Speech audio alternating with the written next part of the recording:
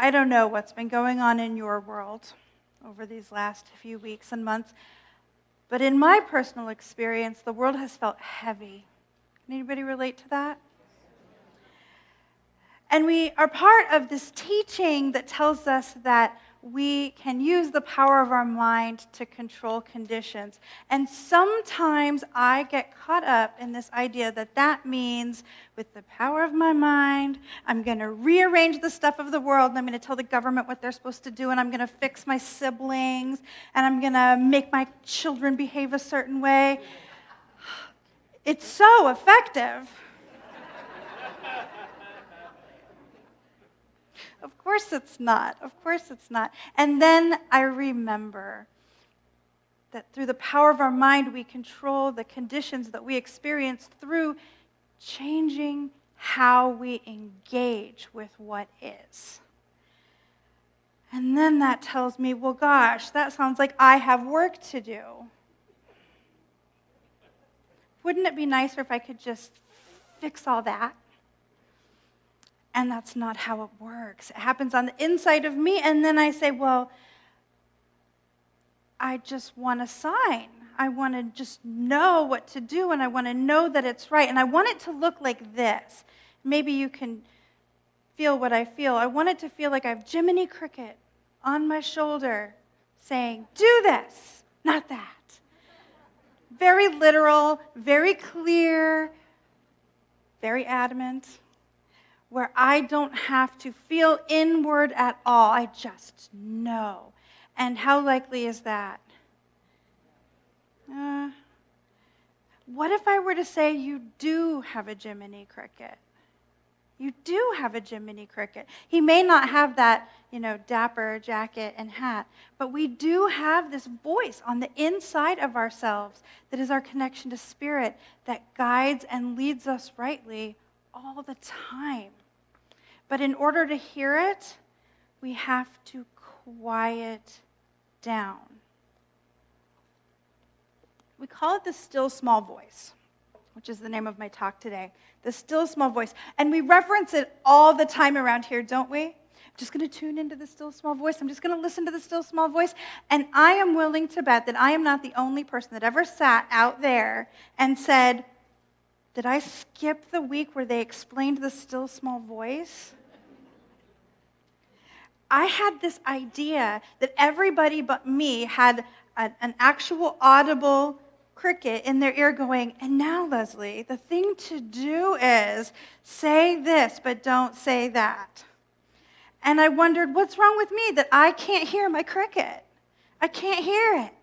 And then I did the most brilliant thing. I know that's not hard for you to believe that I did a most brilliant thing. I took a foundational class, and I learned that this thing that they were calling the still small voice, that it was the voice of the divine within me, and it isn't always an actual voice. That would have been helpful for me to know from the beginning. I was like, maybe my hearing's off. I don't know. I'm not hearing it. But we don't always hear it as an audible thing. Sometimes it's a felt sense. Sometimes it's an urgency to behave a certain way or go and do a certain thing. Sometimes it's a feeling like, that just isn't mine to do. And it is within all of us, uniquely and perfectly. Another word for it is our intuition. If you've done any Sacred Days work with me or with anyone else, you will know that the intuition is what happens when the voice of the divine within meets with our intellect.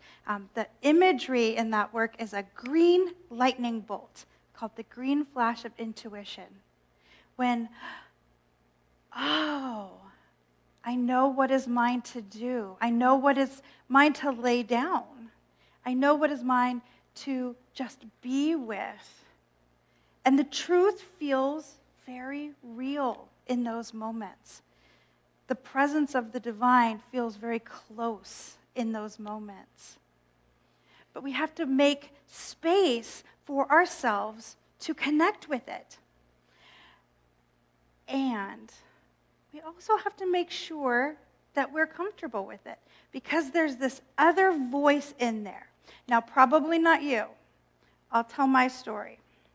When I started listening for the still small voice, I found that it was there, but I also found the voice that said, "This is dumb.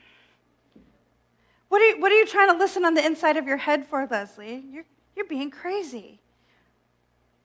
The voice that pulled me toward protecting myself instead of opening up. The voice that called me toward blaming and shaming others instead of turning into myself. The voice that wanted to keep me the way I had always been. And we can call that ego, or we can call that personality or persona, or we can call that the wounded place in ourselves. So how do we tell the difference? We've talked about this recently, and if this is a return topic for you, I really invite you to try to hear it freshly. There are 3 things I turn to determine if this is the divine truth within me, the still small voice, or if it is my wounded heart trying to protect me. The truth, the still small voice within, will always be aligned with your personal values. It will never push you to do something that you feel is out of integrity. And it will never let you get away with doing something that's out of your integrity either. It'll be in there telling you, this isn't you, don't do this thing. The still small voice always directs you toward personal growth, your personal growth, which means sometimes it feels like it stretches, but it will never harm you. It will never hurt you. It will never be mean to you on the inside of yourself. And the still small voice will always lead you to behave from love, to think from love, to act from love. If there's a voice inside you that is not leading you towards love, or is pushing against your personal integrity, or is calling you to pull within and not grow, that's the wounded voice. And here's what we're not going to do. We're not going to make that voice the bad guy. We're not going to make it wrong. We're not going to tell it it's a naughty no-no. That's the part of yourself that needs the most love, that needs the most holding, the most support. That's how we quiet the wounded voice. We love it into wholeness. So when you find that voice chattering, I like to think of it as a smaller version of myself. And if, I have a few smaller versions of myself. If one of them was acting up out of being hurt, would I turn to them and say, "Listen, you little jerk. You just got to suck it up, buttercup, and do what you're told"? No. We look at those sweet little faces and we say, "Oh, you're having big feelings, aren't you? Let's just be with that. Do you want to crawl up on my lap? I've got you. I've got you." In the last few weeks and months, I have felt like I have needed to crawl up on a lap a lot. Very personal things, very public things, little things, big things. Health, war, relationships. Changes in the job that are really good, but change is always a little hard, right? We hit those bumpy spots in the middle. I don't know anyone who doesn't have some part of their woundedness really peeled open right now. So if that is you, please know you are in good company. You're in good company. And over and over and over, I have been asked, because, minister, what do we do? What do I do? What can we do about any of 1,000 situations? And my answer, as we all know by now, new friends, you're about to find out what my answer always is. It is, we turn to our daily, substantial, spiritual practice. And the reason we do that is because that is what connects us with the still, small voice that will always lead us rightly.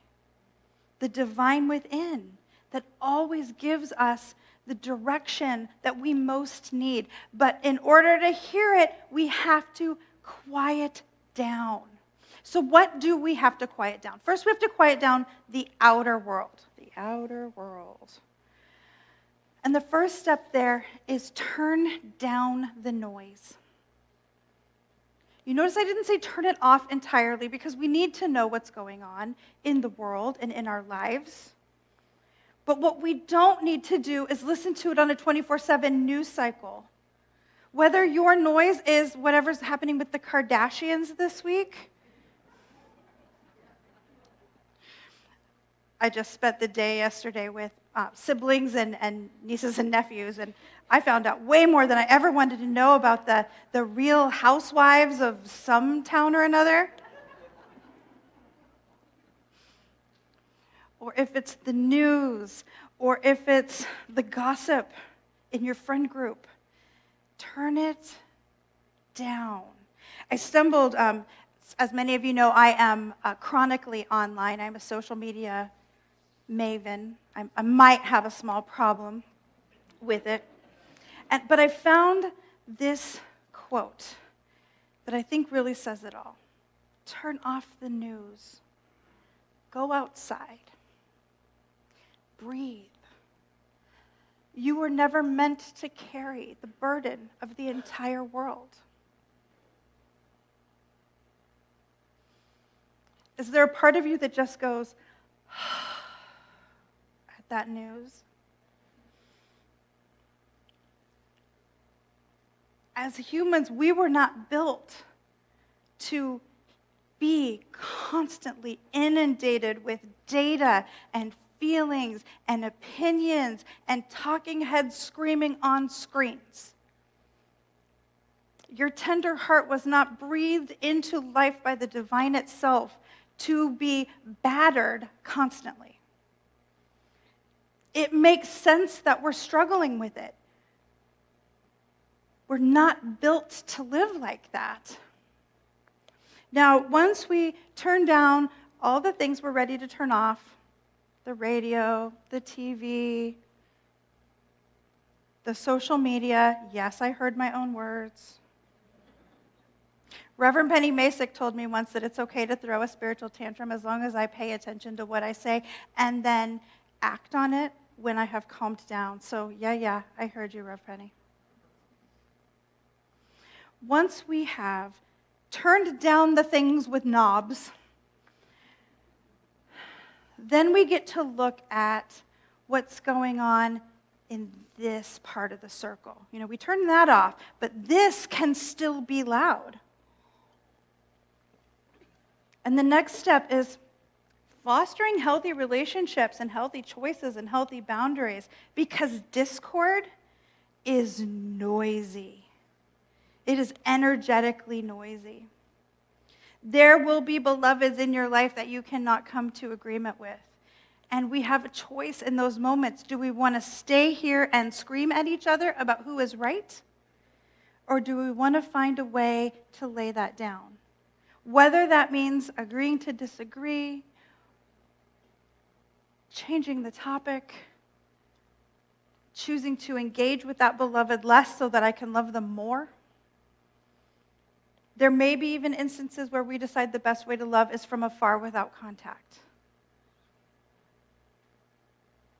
And every bit of that is as hard as screaming in the face. But when we craft our inner circle in such a way that there is less of the noisy discord, a space opens to hear our own truth. A space that cannot be heard when we are so focused on what somebody else wants or what somebody else thinks or what we think somebody thinks we should do, say, think, have, be, not be. We were not built to run by committee. We were not built to please everyone.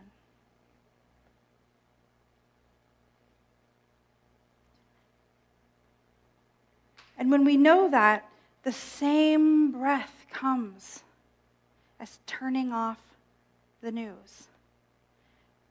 Turning off that which hurts our tender hearts. Knowing that we can return when we're stronger. If we choose. If we choose.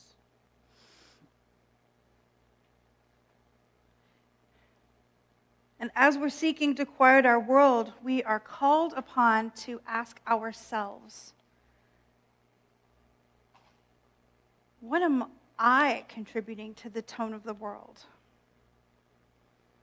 Am I a place of peace, or am I a clanging bell disrupting the harmony? Am I going from friend group to friend group, conversation to conversation to conversation with the, you will never believe what he did? Or, oh my gosh, did you see? Or all of the idiots. That's one of my internal triggers I've agreed to on the inside of myself. When I start saying things like, those people, all of the fill in the blank, if they just did it my way, it would be right. And I mean, I am exceptional. It needs to be said.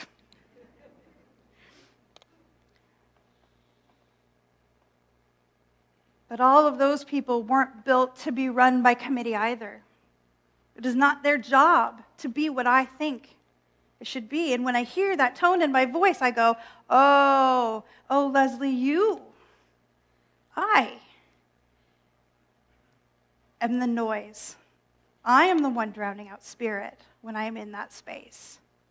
And if I want my world to quiet down enough that I can hear the voice of the divine in that tiny whisper, I can't hear it over my own shouting. I can't hear it over my own bloated ego and woundedness that says, I'm the one who knows. And my friend, neither can you.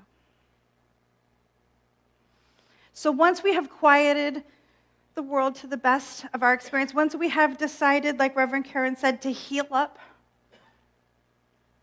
once we have decided to be the eye of the hurricane, a hurricane is always turning, and the way the winds blow and buffet against each other, there's a space in the very center of it, where if you were lucky enough in a hurricane to be in that spot, and you look up, you can see blue sky, and the wind is not blowing where you are. And we get to pick, am I going to build the eye of the hurricane where I am? I can't always make the hurricane stop, but I can choose to be a place where if someone wanders by, needs that peace, I am that peace. And they're welcome where I am.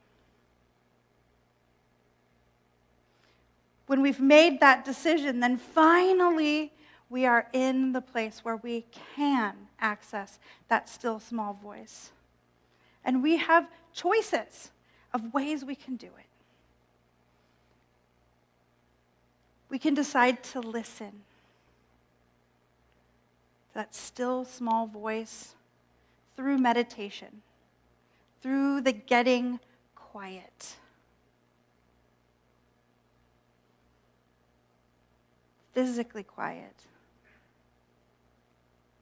Still.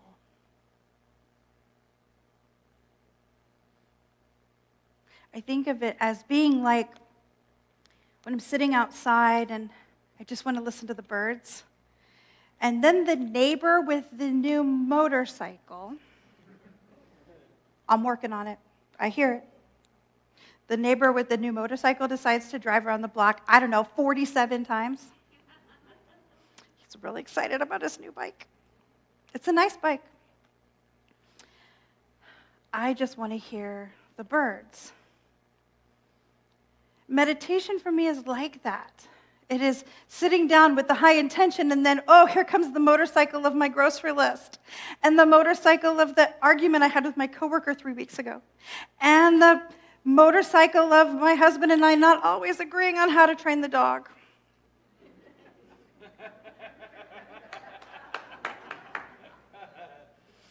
We're in it. Our job in meditation is not to be perfect, thoughtless gurus of peace.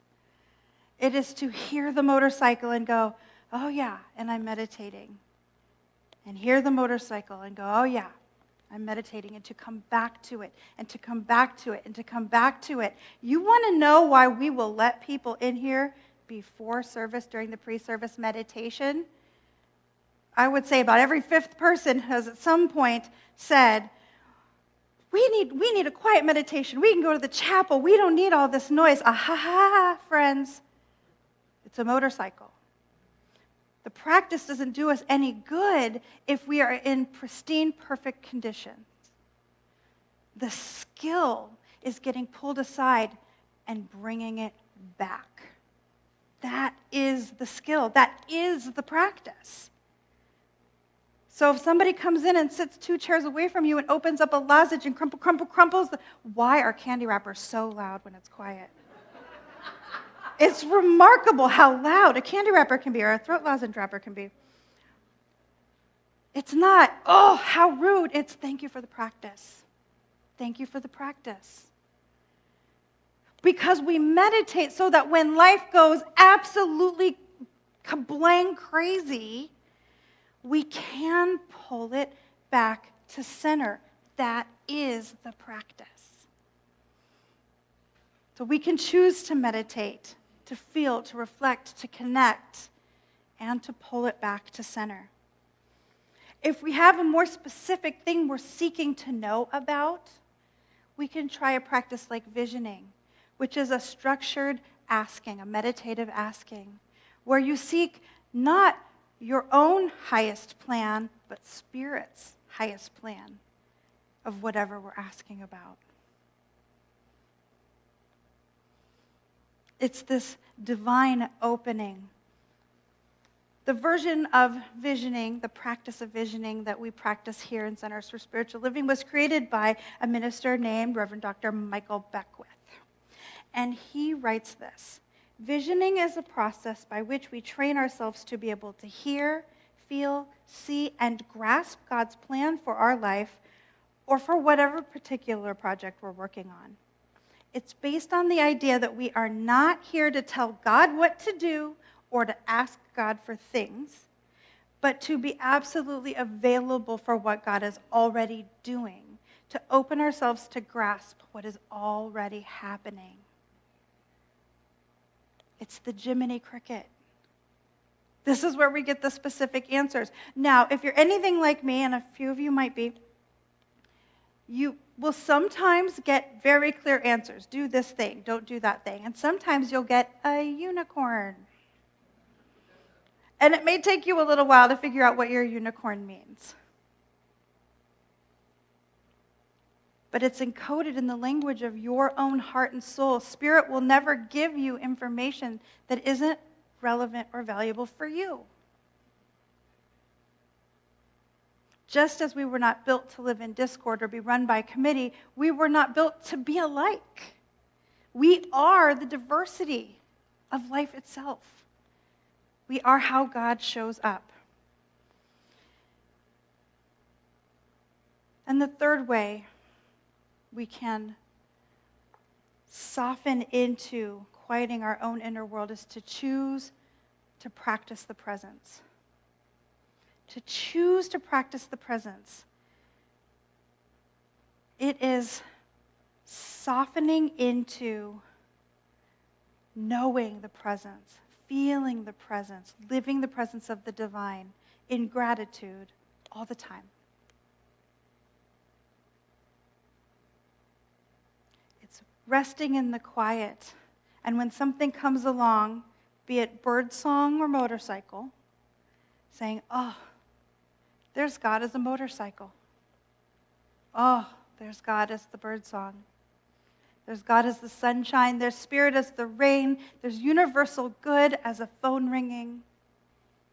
There's the sweetness of Spirit as the voice of my grandmother, who's in her 90s. Got to see her yesterday. I don't know how many more times I'm going to get to play naughty games with my grandmother that force her to swear, which is a family tradition. She's so proper and sweet. Oh, but I'm grateful for it. And in that place of gratitude, there is this peace and this quiet that opens us up in a way that is unlike anything else. And so here is the invitation. Whatever your motorcycles are, whatever your clanging bells are, I invite you to really every day this week find a practice that quiets down and really feel inward for that still small voice. And should you find an instruction, should you find a message that's just for you, obey it. And so it is.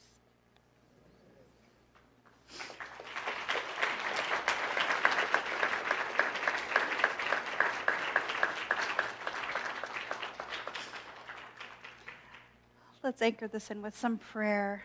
It is so good. It is so good to remember that there is this infinite presence that we call the divine that is everywhere, all the time, in and through and as every sentient being. To know that it has built its qualities of good into every single one. That each, within the sound of my voice, are love and wholeness, are kindness and beauty, are abundance and gratitude, and that all are in the receivership of grace every single moment, all the time. And so knowing that truth, I know that whatever pain, whatever wound, whatever question each brought in on their hearts and minds this day, that Spirit is already on it.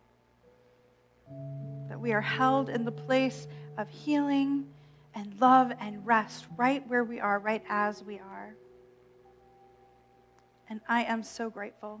I'm so grateful to know the good within each and as each. And I call it delightfully fabulous as we release this word into the action of universal law. And we say, and so it is.